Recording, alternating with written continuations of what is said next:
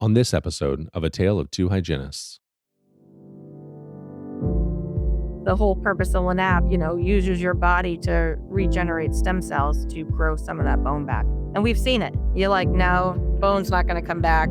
But then you take x-rays a year later and you're like, holy cow, there's more bone there now. We definitely have had patients that want to do their research. But when they hear the options like, you can do nothing, you can do LANAP, you can do traditional perio surgery, when they hear like that their gums are going to be cut open and flapped versus using a laser to do the same but a better service, they're like, yeah, I'll do the laser. We also do other things like the biostim with sore muscles, or they've lost feeling of the nerves. We try to regain feeling back with that.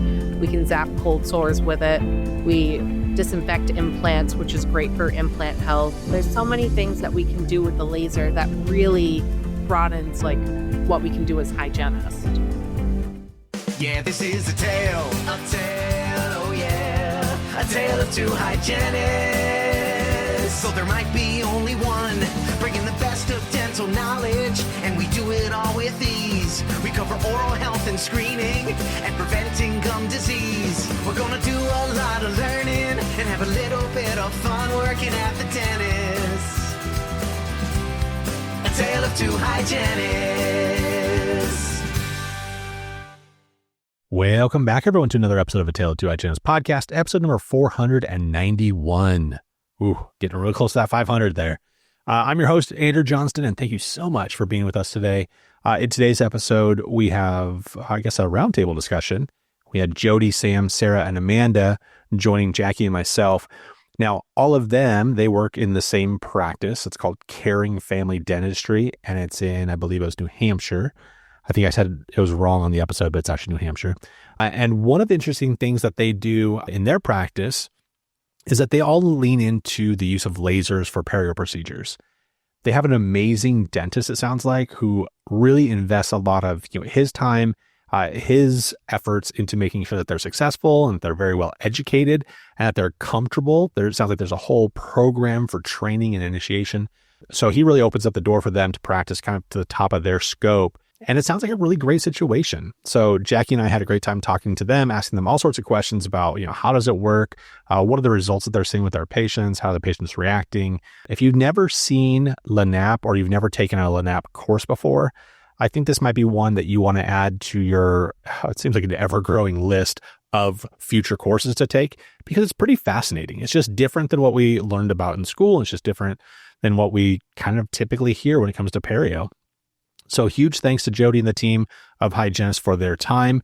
Be sure to reach out to them if you have any questions or thoughts, or just say thank you for volunteering their time to be on the show.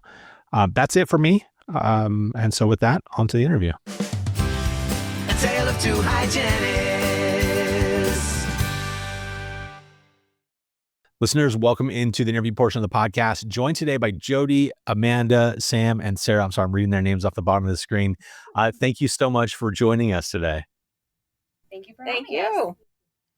Okay, so first of all, I got to get this out of there. Are y'all nervous a little bit? Yep.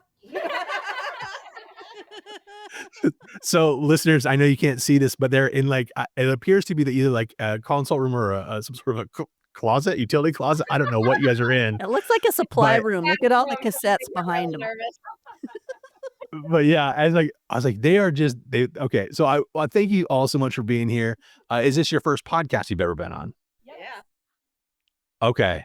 Well, we're going to make it really easy for you. This is just, we want to talk about your experiences. Jackie kind of mentioned it, a minute ago before we started recording, but we really want to try and inspire hygienists to work to the highest scope of their practice. And you all are doing something that's a little bit unique, a little bit different.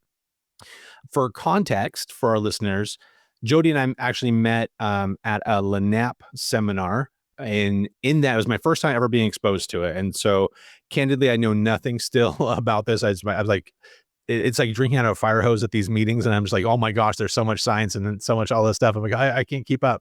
And also, I don't have a background in lasers at all whatsoever. I've never used them in my whole entire career as a hygienist, and so it was like, this is brand new. But we had breakout groups, and Jodi was in one of the groups, and I was just blown away by just how comfortable and confident you felt about talking about this stuff. And I'm just like, yes, this is great. Will you please be on the podcast? So So first of all, let's talk about who you are, just a little bit of introduction of like how long you've been a hygienist and what you're currently doing at the practice. Mhm. Well, I'm Jodi. I've been a hygienist since 2006, and I've been with Caring Family Dentistry here in Concord since then as well. And I'm still currently a hygienist, but I do management now. So that's why I wanted these girls to come on so they can talk more about the clinical aspect as well, you know. But yeah, love what I do. And yeah, lasers are fun. Who's next? I'm Sam. I've been a hygienist for 5 years, and Caring Family is actually the second office that I started working at, but it was shortly after I graduated, and I've been here for almost 5 years now. And honestly, in school, they don't touch upon laser treatment at all. So when I first started working here, I was like, what are we even doing? So, but now that I've been doing it for a while, I'm definitely more comfortable talking to patients about it. So, I'll have some follow-ups for you in just a little bit then, because that's intriguing. All right, who's next? My name's Amanda. I've been in the dental field since 2010. I started off as an assistant for 6 years, and then I went back to hygiene school, and I've been doing that for the last 9 years. So, yeah, I will second Jodi that lasers are fun. My name's Sara. I've been a hygienist for 2 years. I've been with Caring Family Dentistry my whole career so far. And definitely coming out of school, I didn't even know what a laser was. So, but it's definitely been a cool experience. So it's interesting. Okay, so and I apologize. I'm trying to get here. So is it Sam and Sara have been out more recently, 5 years ish or less, right? Yeah. Okay. So for the both of you, can you just walk us through like that first, like, hey, by the way, when we hire you, you will be using lasers. yeah. Explain from like that point of, oh crap, what's going to happen until like like when you got comfortable, like what was that process like?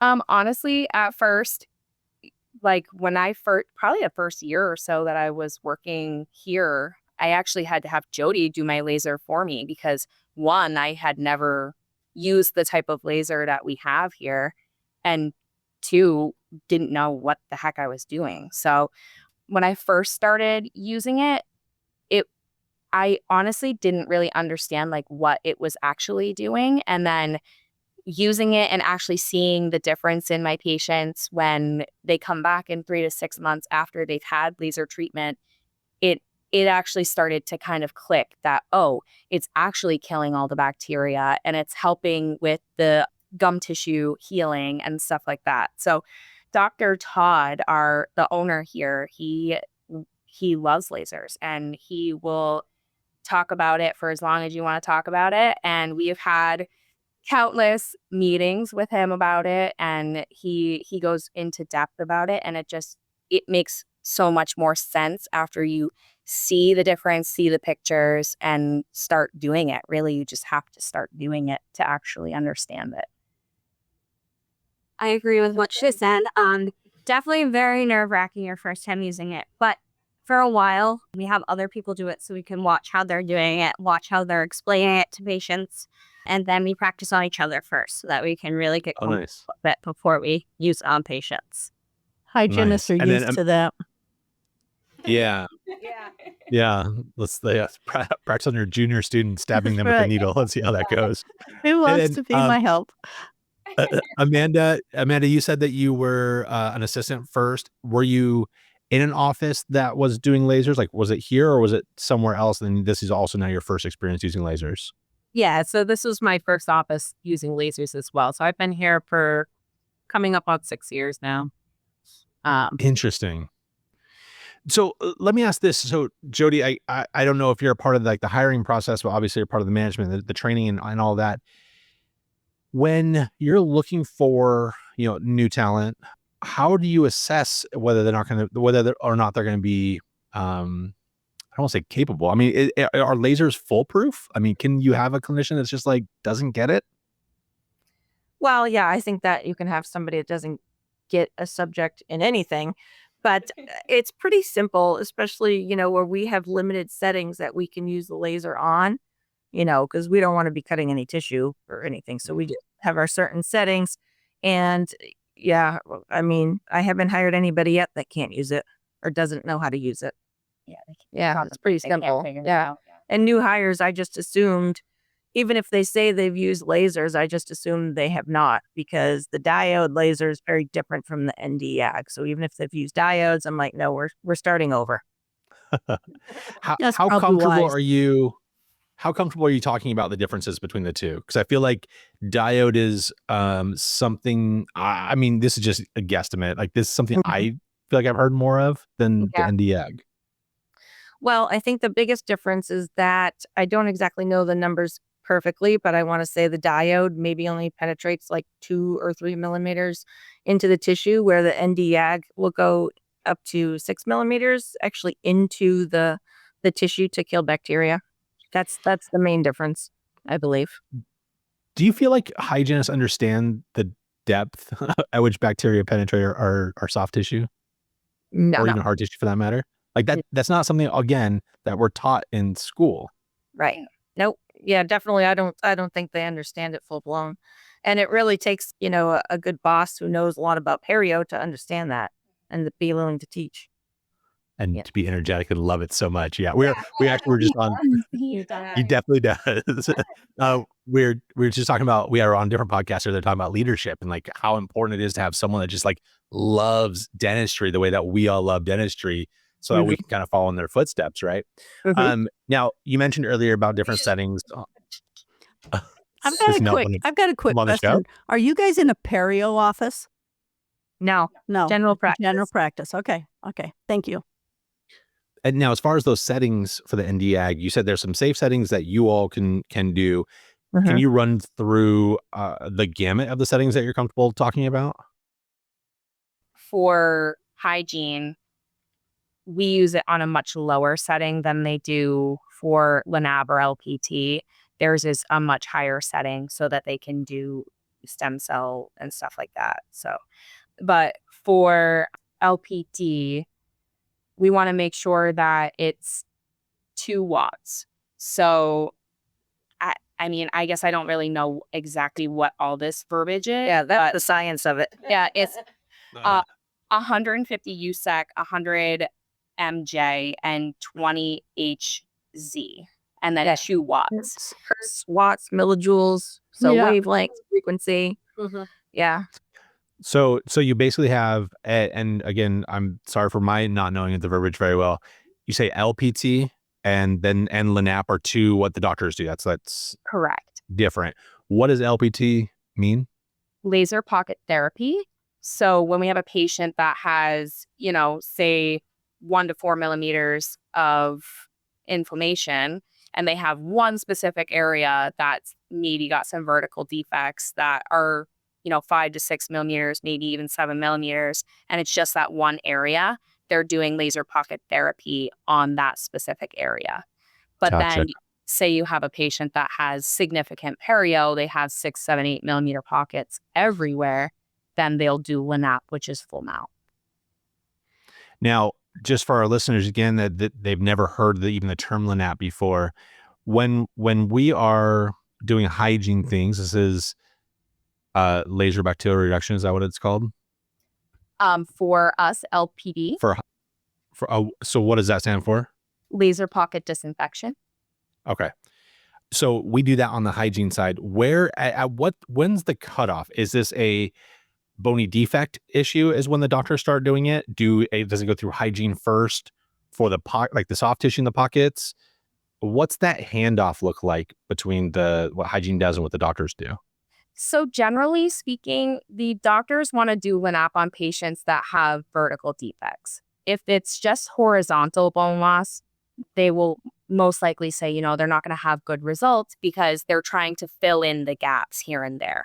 If it's horizontal, they can't necessarily fill in those gaps. So that's when, if they have a 5 or 6 millimeter pocket, we'll do scaling and root planing and laser pocket disinfection with it. And then just obviously perio maintenances. And Dr. Todd would like us to do laser pocket disinfection at every perio maintenance appointment. But unfortunately, it's not covered by insurance. So a lot of patients don't want to pay out of pocket for it. Yeah. Yeah. Is it pretty cost prohibitive to do that? What is the price ranges that you all heard that people charge for that? So we charge for full mouth, it's $100. It's discounted, right? Because if we were to just do a quadrant, it would be $35. So we discount it if we do full mouth, which is $100. And I try to explain to my patients, you may have only inflammation on the right side, but it doesn't make sense to only do 1 or 2 quadrants because that bacteria is in your entire mouth. So let's just do the whole mouth and kill it all. Yeah. You're already a susceptible host somewhere. Like you're going to be susceptible pretty much everywhere. Absolutely. And then just for clarification, because I feel like, and maybe this is not something that's being taught in hygiene school anymore, but I definitely was when I was there. It's like, once you lose bone, you're never going to grow it back. Like it's never coming back. Not ever, ever, ever. So when you're talking about vertical defects, are you expecting that bone to regen at that point? Yes, to a point. Yeah, maybe not fully. But that's the whole purpose of LANAP, uses your body to regenerate stem cells to grow some of that bone back. And we've seen it. You're like, no, bone's not going to come back. But then you take x-rays a year later and you're like, holy cow. Yeah. There's more bone there now. So it really works. So sometimes when they do flap surgeries and some of these other kind of things in perio specialty, they tell us, they say, okay, don't touch this area for X amount of time, no probing, no whatever. What if one of our patients are going through LANAP, what is our role as hygienists then for the areas that have been treated? Same thing. We don't go subgingival for a full year, and we're just removing subsurface or supra only. So yeah, it's really just making sure that we're keeping the bacterial load down until that year. And then we reevaluate everything. We take x-rays, we do perio charting and see how things are looking. And then again, Dr. Todd at that 1 year mark wants us to do LPD to make sure that we're killing anything that could have gone subgingival. So if we're not doing anything in offices, what are they doing at home then to kind of help? Brush, floss, water, flossing, all that kind of stuff? Mm-hmm. Is there anything that's contraindicated?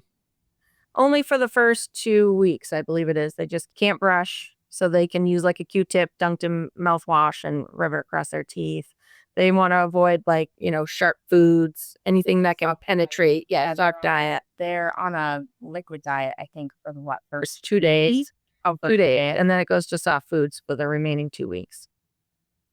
To not a liquid diet. How compliant are these patients to actually do a liquid diet? Well, they say they are. Look, who knows? Yeah. You know how patients are. We're trying to get them to brush still. Like this is ridiculous. That would be a liquid diet. Yeah, but you get my gosh, that spend thousands of dollars on this LANAP treatment, and they come in to see hygiene for their first month. They come in every week for a polish or every 2 weeks for a polish for 2 months.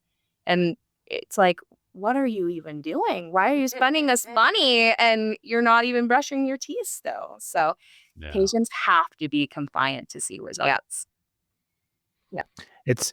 Do you have a lot of patients that are just outside of the cost, are they scared of the procedure? Or do they tell you no for any other reason that's not cost related? We definitely have had patients that want to do their research. But when they hear the options you can do nothing, you can do LANAP, you can do traditional perio surgery, when they hear that their gums are going to be cut open and flapped versus using a laser to do the same but a better service, they're like, yeah, I'll do the laser.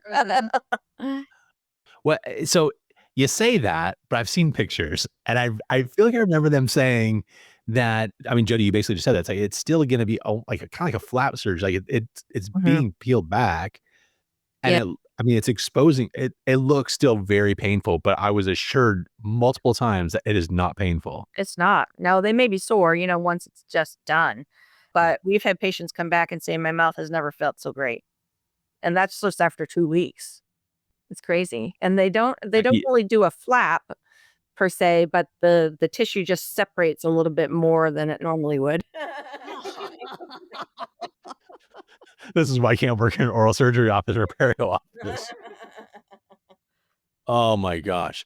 Do you all like get a chance to like peek into these like procedures and stuff? Like, do you like, I what's going on actually in there? assisted Dr. Adam during an LPT treatment one time. I did as well And- with SRP, and we kind of like tag teamed it. So like I got all the tartar out, and then he came in and used the laser, and we got to watch it. So it's pretty cool. Yeah. And you stayed upright the whole time. You didn't fall over. It's just not bad. It's actually really easy to clean their teeth once they've had the start of the. I guess that's, And I that's can't probably believe true. you're That's such a probably true. wimp. Oh my gosh. Look, I can't even take like injections. Like I'm so scared to death of needles. I'm surprised. I've given myself an eye block because I just don't trust anyone else to be like, hey, like, That takes guts. Oh, so you were the student that gave yourself your own injections? I can feel it. No, I still had to be subjected to that torture just like everyone else did. There's no passes for me. Oh my gosh. This is fascinating. This is so interesting to me. I feel like, let me ask you all actually your opinion on this. Why does this continue to still be a secret in dentistry? Like, this is not new stuff. Yeah, why isn't everybody doing this? Insurance. Insurance, you have to know how to. I mean, like, why aren't clinicians doing it? I mean, we don't care about insurance as much, do we? Well, I know that in New Hampshire, the dentists are kind of old fashioned and stuck in their ways. They don't, I feel like they're older. Like a lot of them are older generation and they don't want to take the time to learn these new things. Plus, the lasers are expensive. So you have to be able to, grow your practice in that sense that you're going to pay for the laser. Before Yeah, that's true. Too. My previous office, I wanted to get laser certified, and it just took forever to find any place where we could get certified. Like you guys had in the new millennium, but we were waiting through Yankee courses, and it's like anytime we would look, it's like sold out. Yeah. So that's why it was hard for us to get certified until coming here. Yeah. Yeah. You just have the inside track though at that office. So it's like, okay. Oh, yeah. Yeah. I feel like it's, I don't know. I feel like we go to these meetings a lot, these, the bigger conferences like Yankee or whatever, Chicago Midwinter. And I don't even see booths or anything that I feel like there's still no marketing being done around this. And it sounds like it's such a necessary procedure for so many people, or at least an option that people should be presented with before we're, just losing teeth left and right. Yeah, definitely. We never really see anything either. The only reason we have the in, I think, is because Dr. Todd. Yeah. And like I said, he's so passionate about it. And he actually goes and he travels around the country and talks to people about it and presents like what he's done to people. It's only one person though, right? We need more people. Come on, we need more. Yeah. I think there's a lot of brave souls. I think there's there's one more of you. that does. Yeah, our boss. Yeah. So let me ask this, I guess, as a kind of wrapping up, like, sometimes like when you see like the best of the best, like it's hard to do something else. Like, could you ever imagine working in a place that didn't at least offer these services to your patients? No, you'd be going backwards. Yep. We want to move forward. Yeah. All right. So let me give you each like one last little option to talk to. So generally hygienists are the ones listening to this, but if you had a message, whether it's going to be for, a relatively new grad, whether it's going to be even for students that are in school, whether it's going to be for the veteran hygienists that are doing this for 30 years, do you have any messages that you wanted to share for them to get them like excited about this technology? Yeah. Don't be afraid to try new things. If you see courses out there, grab it. Don't just get stuck in doing cleaning, only cleanings. Yeah. There's way more to it than just provies. There's so much more to oral hygiene than just doing profuse all the time. So, and on the hygiene side too, with the laser, we talked about doing the laser disinfection, but we also do other things like the biostim with sweater sore muscles. Yeah, have sore muscles or they've lost feeling of the nerves. We try to regain feeling back with that. We can zap cold sores with it. We disinfect implants, which is great for implant health. Am I missing anything else? There's sensitivity. Yep. Yeah, desensitized teeth, which really works amazing. Yeah, there's so many things that we can do with the laser that really broadens like what we can do as hygienists. So yeah, definitely go for it. I've got a question. How many times a day are you using the laser on the average? Average, multiple. I would say, 5 times. At least once a day. At least once. And how long did the certification take you? Oh, it was quick. Give us a 8-hour course. Yeah, it was quick. Okay. Yeah. Okay. Most did it in person, but then after COVID, they started doing it online. So I feel like the newer hygienists said it took them about 10 hours for the online course. So it's an easy process, and it's something that you would use at least once a day. So to our listeners, there you go. Yeah. Man. Well, look, I thank you so much for being on the show. I think it's just everything that we want in hygiene is for people to be fulfilled, right? We want people to love the practice. We want them to just love their patients. And I think that when they learn about things that can help elevate the level of care that they can provide, they're going to want to stay in this profession a little bit longer. So thank you all for your inspiring words. And we'll talk to you soon. Take care. See you guys. Yeah, this is a tale, oh yeah, a tale of two hygienists. So there might be only one, bringing the best of dental knowledge, and we do it all with ease. We cover oral health and screening, and preventing gum disease. We're gonna do a lot of learning, and have a little bit of fun working at the dentist. A tale of two hygienists.